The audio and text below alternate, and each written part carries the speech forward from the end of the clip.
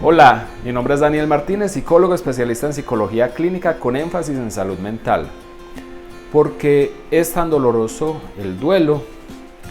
Para que exista el duelo, la persona tiene que tener la capacidad de amar. Solamente se puede experimentar el duelo si se perdió algo que verdaderamente se ama. A pesar de todas las implicaciones, de todos los síntomas, de todos los signos que a nivel psicológico representa el duelo, como el llanto, el dolor, la pérdida del deseo por vivir la vida, el duelo no se considera como una enfermedad mental y se parece bastante a la depresión, pero está muy claro que en el duelo se debe a una pérdida muy específica. En la depresión no se logra determinar exactamente cuál es el motivo que deprime. El duelo tiene diferentes etapas. La primera de ellas es la negación. Es un mecanismo de defensa natural que está presente en la mayoría de los seres humanos. No significa necesariamente que se pierde la noción de la realidad, que me despersonalizo o que me psicotizo o que dejo de saber quién soy yo, dónde estoy, con quién estoy, en qué momento estoy. No significa necesariamente eso. Lo que sucede mayoritariamente es que nuestra mente no está condicionada como para recibir el impacto de la noticia de una pérdida, y en ese sentido es como si no cayera en cuenta. Entonces no se puede reaccionar o no se sabe con qué mecanismo reaccionar o no se sabe qué tipo de sentimiento experimentar en ese momento. Entonces es sorprendente porque muchas veces vemos a personas con una gran pérdida, pero tan guapo, tan guapa, no llora, ¿sí? Y es que está en esa fase de la negación. La segunda fase es la prueba de la realidad.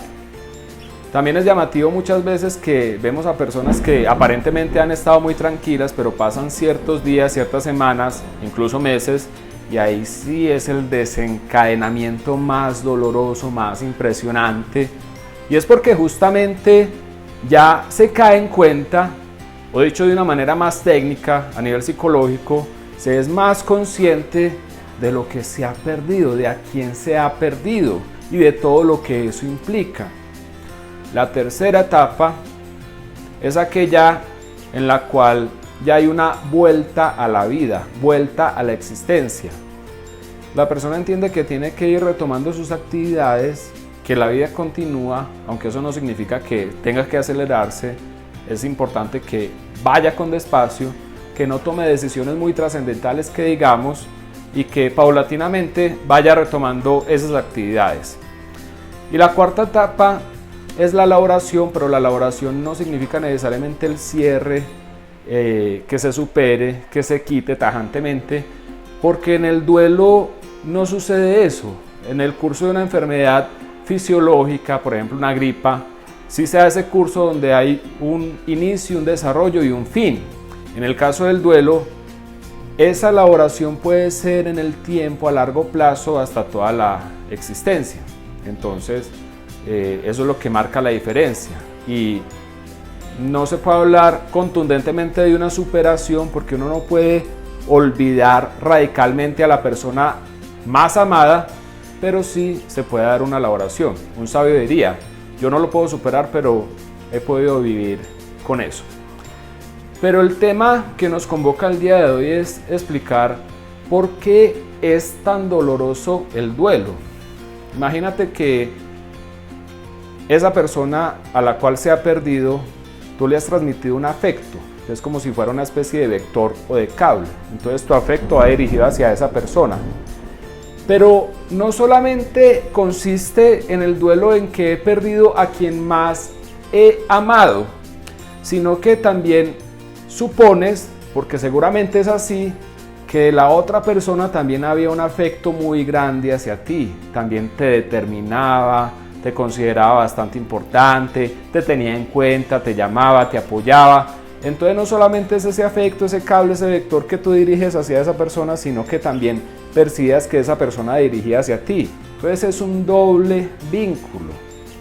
Y cuando estamos hablando del duelo, consistiría su elaboración en la ruptura de ese doble vínculo. Entonces eso implica un prolongado tiempo, un prolongado esfuerzo, un esfuerzo muy significativo, que es muy difícil, es bastante complicado. Entonces ahí está la explicación de por qué el duelo es tan doloroso. No solamente es la manera como yo determino a la otra persona, sino como yo percibía que el otro me determinaba.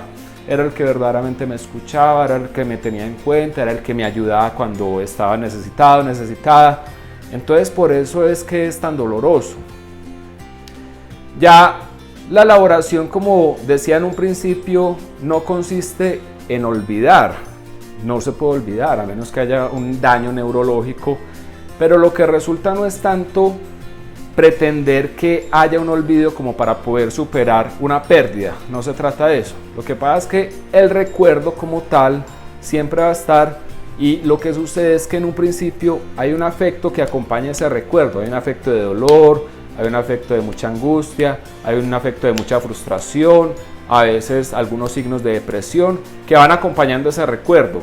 Con el paso del tiempo, si bien ese recuerdo se mantiene y ese afecto amoroso también, es posible que vaya cambiando la modalidad de ese afecto y se vaya entendiendo, se vaya comprendiendo que la vida tiene que seguir. Y en ese sentido, digamos que a pesar de todas las implicaciones que se tiene, todo el desgaste energético, porque uno siente que no tiene energías para responder absolutamente a nada, uno se va dando cuenta que no obstante se cuenta con las condiciones como para poderle responder a la vida. Ahí dejamos esa reflexión, te agradezco mucho tu atención y hasta una próxima oportunidad.